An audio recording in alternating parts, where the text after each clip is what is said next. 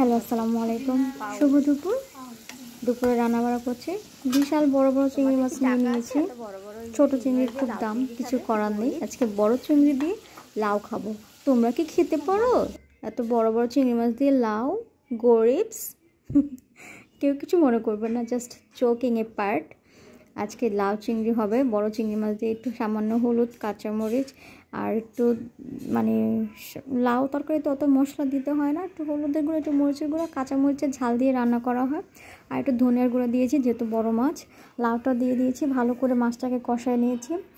লাউটা আজকে একদম ডিফারেন্টভাবে রান্না করব। সাথে রুই মাছ, বড় বড় মাছ অনেক সময় খাওয়া হয় না, সেটাকে একটু অন্যরকম করে আজকে রান্না করব, আপনার সাথে শেয়ার করব। দেখেন লাউটা রান্না হয়ে গেছে। লাউতে আজকে আমরা টমেটো দিব। টমেটো দিয়ে কে লাউ খেয়েছেন অবশ্যই জানাবেন। এখানে রুই মাছ, এক সাইডে রুই মাছ ভাজছি আর এক সাইডে লাউ রান্না করছি। লাউ এখন টমেটো দিয়ে দিব। এই শীতের সিজনে যত পারেন সবজি উপভোগ করুন।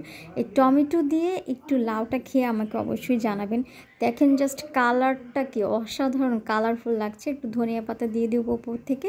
আমাদের লাউ রান্না শেষ, আলহামদুলিল্লাহ। লাউটা একটু মিষ্টি মিষ্টি ছিল। লাউ কিন্তু মিষ্টি মিষ্টি লাগলে বেশি ভালো লাগে, একদম কচি লাউটা হলে। রুই মাছটাকে ভুনা করে নেব। বড় বড় পিস থাকে, দেখা যায় খেতে চায় না। একটু মাঝে মধ্যে অন্যরকমভাবে রান্নার চেষ্টা করবেন, মানে মাঝে মাঝে খাবারকে একটু ইউনিক করার চেষ্টা করবেন। যেভাবে রেগুলার খান একটু উল্টাবেন, উল্টালে দেখা যায় হয়তো খাবারের আগ্রহটা বাড়তে পারে। পেঁয়াজটাকে বেটে একটু ভালো করে ভেজে নিয়েছি। এখন একটু আদা রসুনের পানি দিয়ে দিব। আদা রসুন বেশি দেওয়া যাবে না, তাহলে অনেক গ্যাস আসবে। আর একটু ধনিয়ার গুঁড়া দিয়ে দিয়েছি। আর এটা কি দিচ্ছি জানেন? এলাচের গুঁড়া দিচ্ছি, সামান্য একটু এলাচের পাউডার আজকে দিলাম, দিয়ে টেস্টটা চেঞ্জ করতেছি আর কি। একটু জিরার গুঁড়া দিয়ে দিলাম, সামান্য হলুদের গুঁড়া দিব, আর ঝালের জন্য একটু মরিচের গুঁড়া দিয়ে দিব একটা ঘোটা। আমার টেস্ট মতো আমি লবণও দিয়ে দিচ্ছি। মাঝে মধ্যে এরকম করতে পারেন, বাচ্চারা আছে বাসায়, আর বড় বড় মাছ আসলে ওইভাবে খাওয়া হয় না।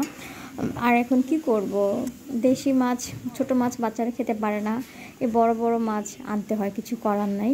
আর ছোট মাছও আনি, তখন দেখা যায় নিজেদেরই খেতে হয়, বাচ্চাদের খাওয়ানো যাচ্ছে না।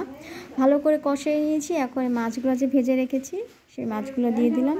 আমার রুই মাছের কিন্তু গাদার মাছটা ভালো লাগে না, আমারও পেটির মাছ ভালো লাগে। আমি পেটের ওই পাতলা পাতলা মাছগুলাই খাই, যত মাছ বড় হোক না কেন আমি পেটের মাছটাই পছন্দ করি। আপনারা খেয়ে কোনটাই পছন্দ করেন অবশ্যই বলবেন।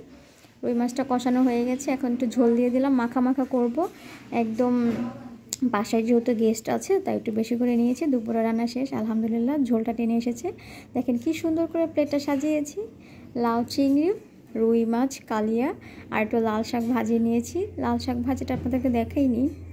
আর কেমন লাগলো আমার সাজানোটা অবশ্যই বলবেন। আমি আমার বেস্ট কিছু আপনাদের দেওয়ার চেষ্টা করি। আমার ভিডিওগুলো কেমন লাগে অবশ্যই কমেন্ট বক্সে জানিয়ে যাবেন। Thank you for watching my video.